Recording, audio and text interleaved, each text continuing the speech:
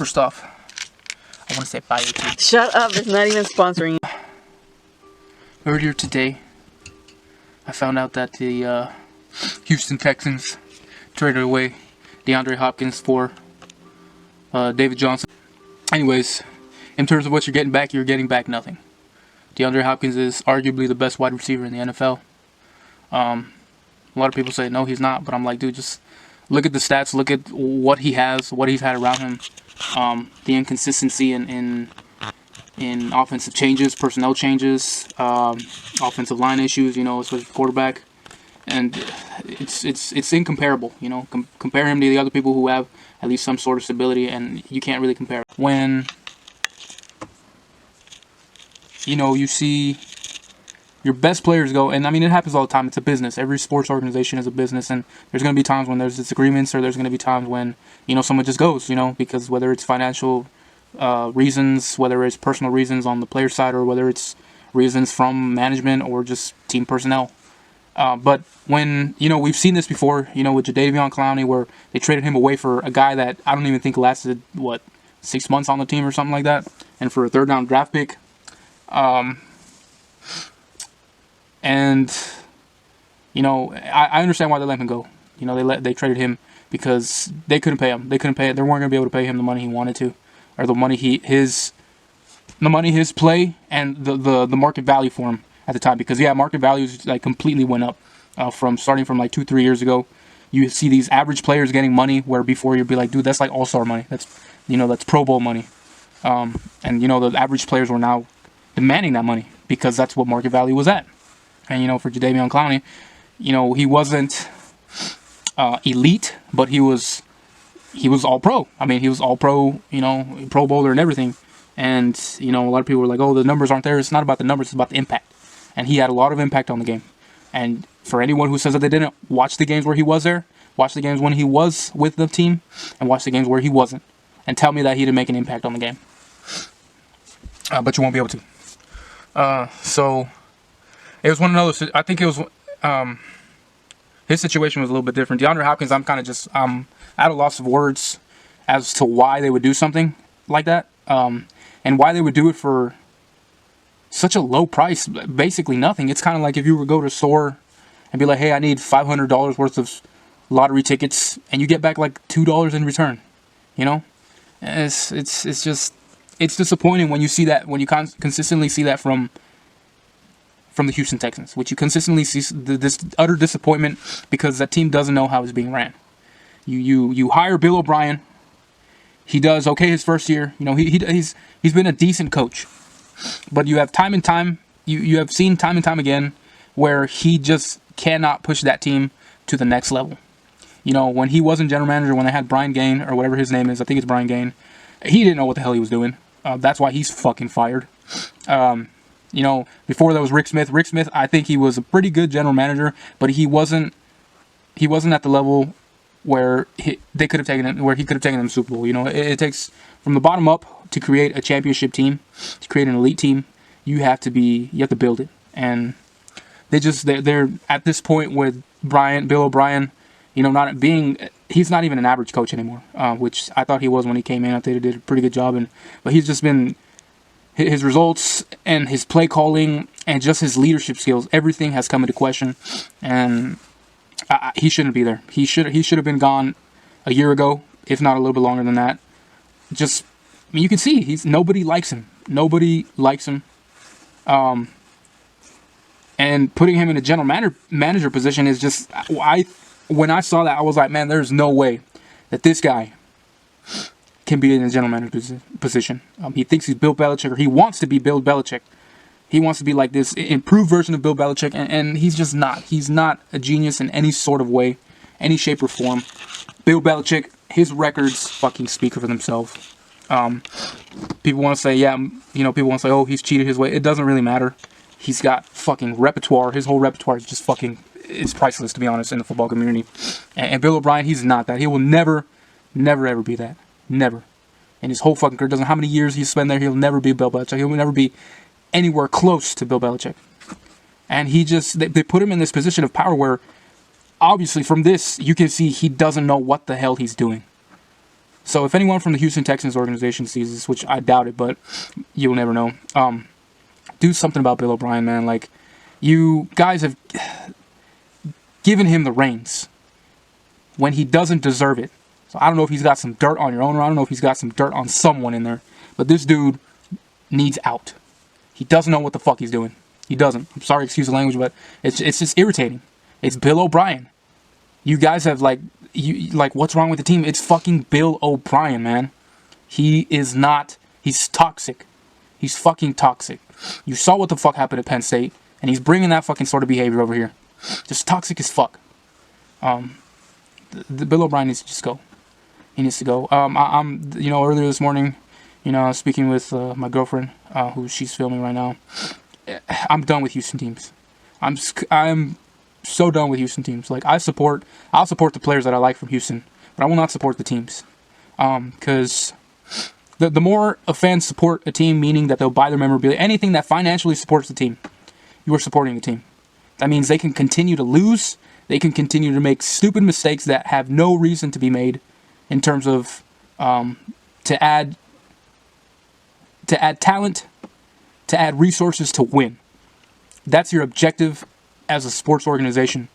And correct me if I'm wrong, if you're an athlete or not, but it's to win. That's what you're in it for. You're not, you could be in it, yeah, the incentives of, I get paid, it's sponsorships, whatever it is.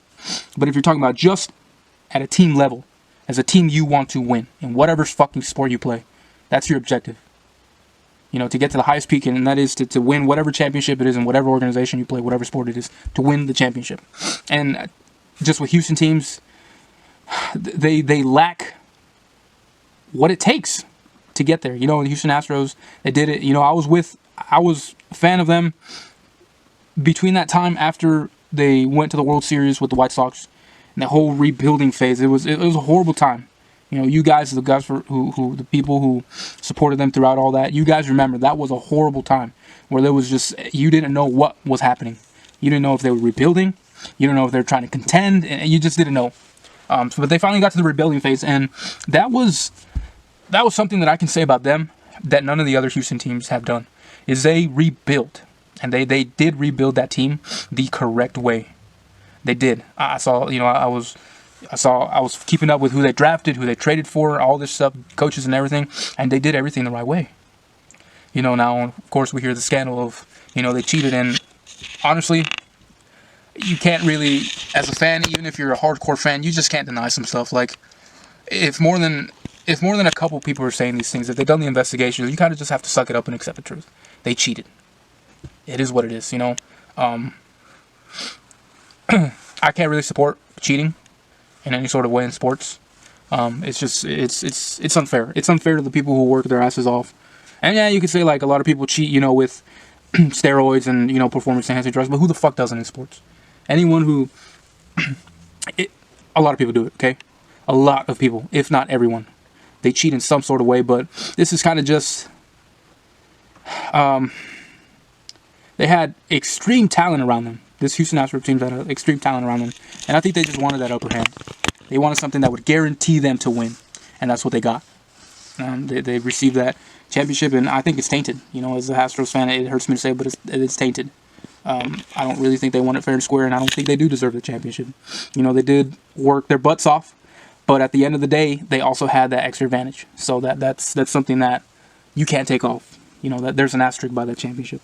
But anyways, so that's just super disappointing. And I mean, I was kind of at the phase with the Astros where I was just kind of like, yeah, even before they won that championship, where I was just kind of like, through all that, it was like, like a fucking decade or something of them just not doing much. So honestly, I was kind of just done with them a while back, meaning like I didn't really follow as much and everything. But anyways, apart from them, we go to the Rockets, it's a management issue. Daryl Morey, fucking smart guy.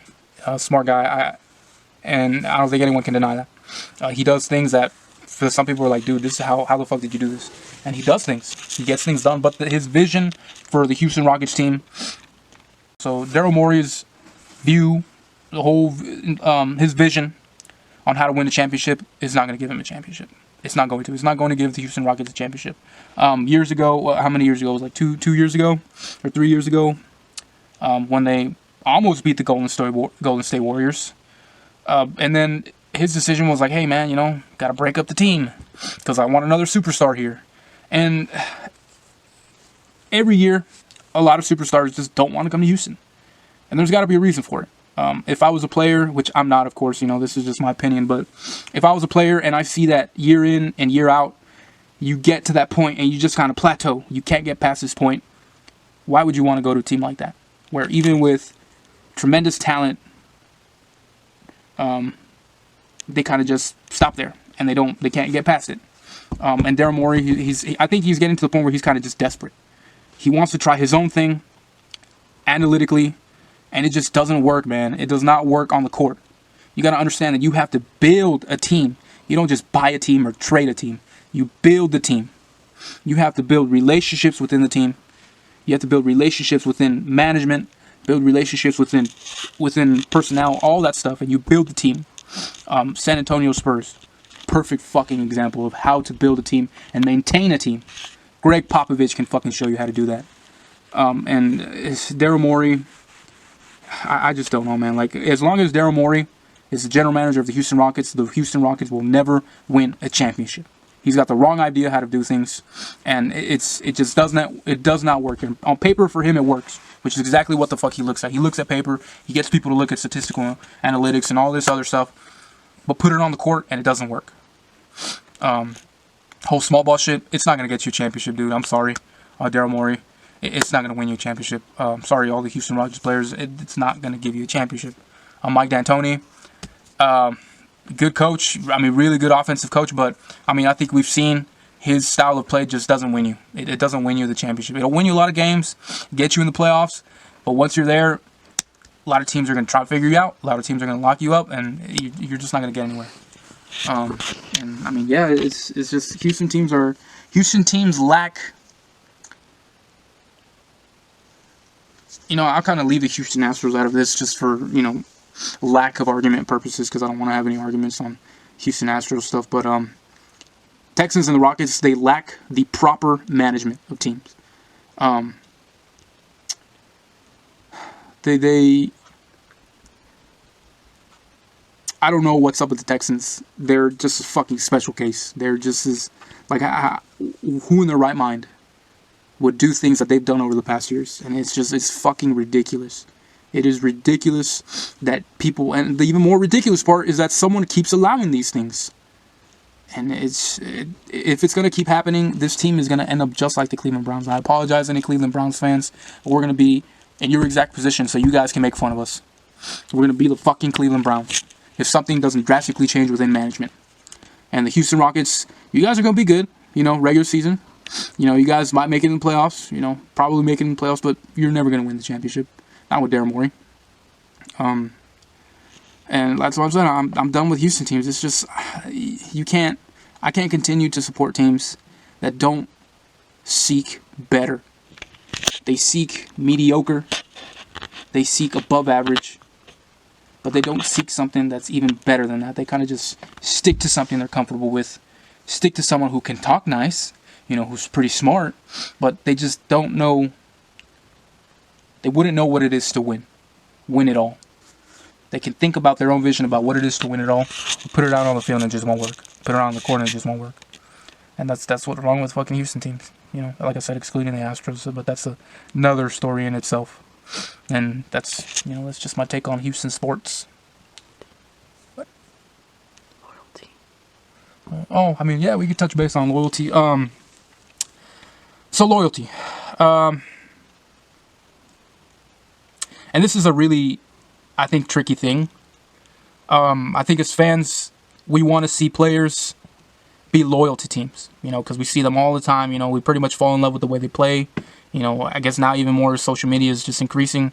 If you guys follow them on social media, you guys may really like them, as you could say in your own sense, they're on a personal level. However, look at it from their perspective. You put everything out there on the field. You can, and like, how can I explain? Like, you can sort of tell who wants to win? By leaving everything out on the field, out on the court. Who wants to win? You can tell by the style of play, by the level of play, by the tenacity they have in the sport and how they play it. Day in and day out, they give 110 fucking percent to the sport, dedicated to the team. And when that team doesn't give back to you something in return that will help the team win, why as a player would you want to stay on a team like that? I personally believe, like, this is my opinion, that DeAndre Hopkins had an issue with how the team was being dealt with in terms of management or lack thereof, and the no support being given, and just being misguided to where they didn't know what the fuck they were going to do. They didn't know who they wanted around their team. They didn't know who they wanted to get rid of from their team. So as a player, as an elite player, knowing your worth, because I believe DeAndre Hopkins knows his worth as a player on the field, as a leader on the field. I think he knows his worth. He seems like an intelligent dude. He's not a loudmouth person, which is what I love about him. He's not a fucking loudmouth. A lot of people, you'll see all these loudmouth, especially wide receivers. Wide receivers, for some reason, they're the fucking drama fucking queens of the NFL. DeAndre Hopkins, you never saw him as a drama queen. You never saw him open his fucking mouth. You know, just talking smack about a lot of people and things about the sport and whatever. He was never there. He was all those guys who just worked his ass off and proved it with his play.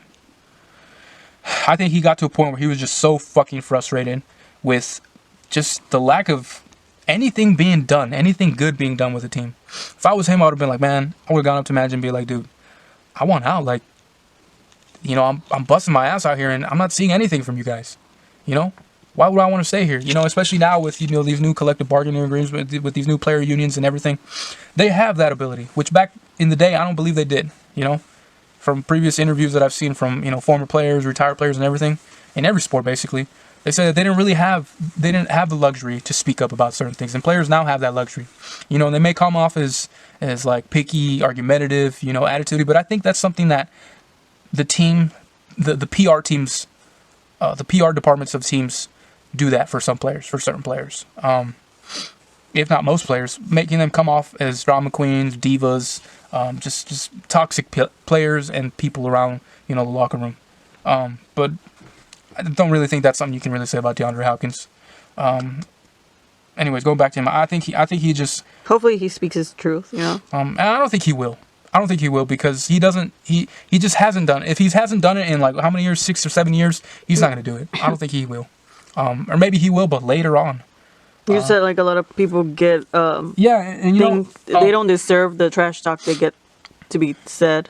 Yeah, I don't think a lot of players. And before I used to be the fan who was like, oh man, this person's only in it for the money, or fuck this person, he's not loyal, or he's just being a bitch, or he's being a baby. But as I've strayed away more from media sources like ESPN, Fox Sports, all this stuff, NBC Sports, and I've actually gone more to personal pages, you know, of former players and current players with podcasts, articles they write. You know, a lot of athletes now write articles, sports articles for certain media sources.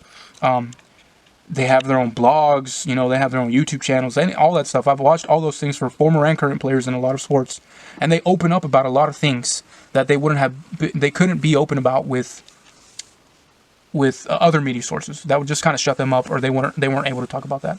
You know, and I made an example. I talked to my girlfriend about this earlier. Jimmy Butler. Jimmy Butler, he never, to me, you know, they always talk about how he had an attitude, how he was just really rebellious with his former teams. You know, he went from,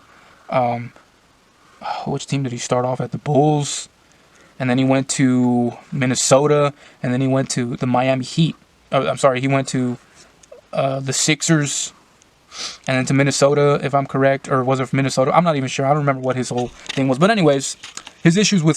So anyway, Jimmy Butler had parent issues in Philadelphia. And, like, again, from my opinion, from what I've seen, Jimmy Butler just didn't seem like the type of guy that the media was kind of portraying him to be. You know, being this, just like I said, rebellious player, rebellious character in the locker room, and toxic for his team. And never really thought too much about it. And then days ago, actually about 2 days ago, I watched a video that he made with JJ Redick, who I believe is still a current player, or was still a current player with the Philadelphia 76ers. They played together. He interviewed him specifically. He wanted to know about what happened with him in Philadelphia. The way that I remember the media portraying him was that he just wasn't good for the team.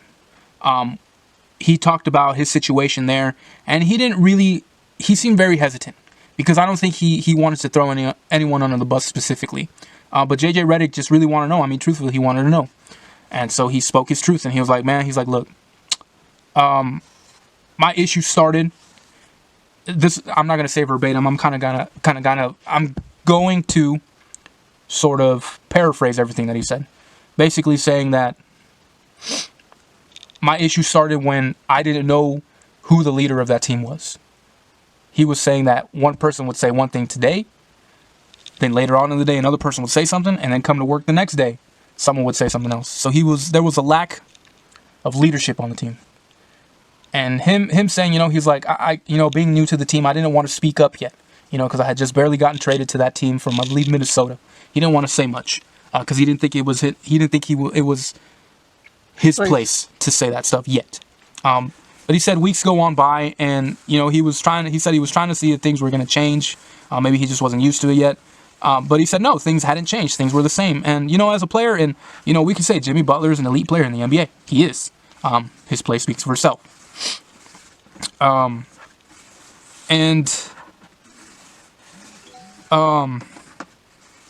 He said finally he went into, it was a team meeting basically where they were just watching film or something, and I think he spoke up about how he thought that things can be changed a little bit differently, about different play calls, and different people running in the offense, and sort of other stuff like that. And so Brett Brown, who is the coach, I believe he asked, okay, if anyone feels, the same way, more people can, speak about it. We'll talk about things.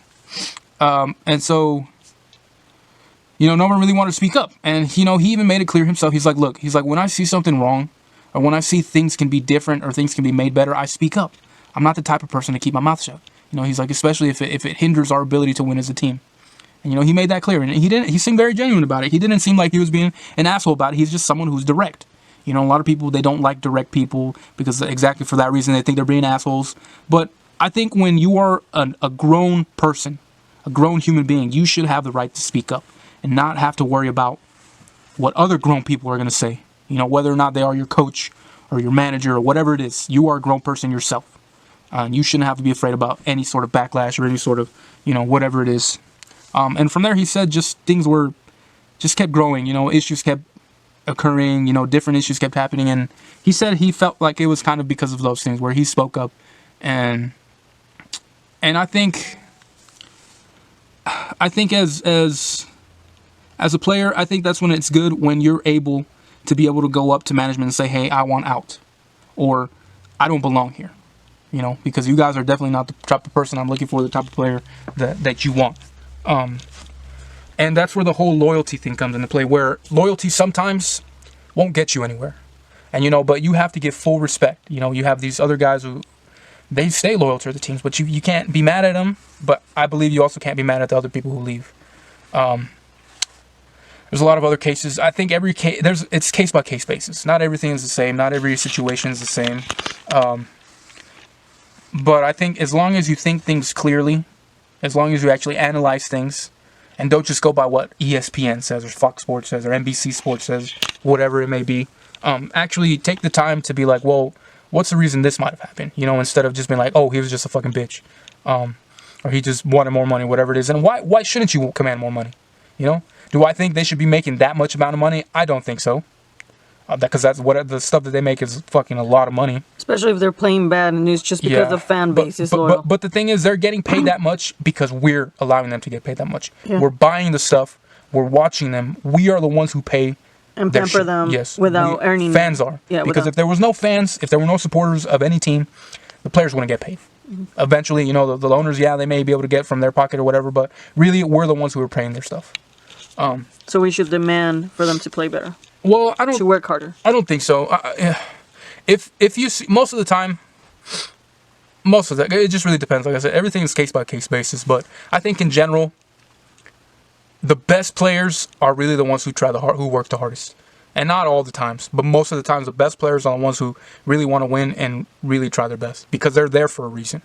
They're the best for a reason, because talent gets you a lot of places, but really it is the work that you put in and the dedication that you have to be the best that puts you in that position and keeps you there. Because there are people who have been good for a while, really good for a while, and then they lose that sense of, oh, I'm already the best. I don't have to do work. There have been those cases. You know, there have been players, you know, in a lot of sports, in every sport, honestly, where that happens, where you just the success gets to their head, whether it's on a team success or, you know, personal success, player success. You were mentioning something about J.J. Watt today. Yeah, I was well, actually one of my coworkers mentioned that, you know, they thought J.J. Watt was next, and I was like, you know what? I think he should be next. I think every good player on the Houston Texans deserves to go to another team. I really do. At this point, like I said, I support more of the players that I like rather than the team. So I wish them all success. DeAndre Hopkins, man, the stuff that he did for Houston is fucking unbelievable. You know, so he deserves whatever success comes to him. J.J. Watt as well. You know, unfortunate that he had you know, that spinal injury. He's not really the same. He's still really good, but he's not that just ridiculous dominant force that he was when he won those Defensive Player of the Year awards. But he's still good. Don't know how many years he has left, but yeah, I think he does deserve to go to a better team, an actual team, or at least a team who's trying to do things the right way.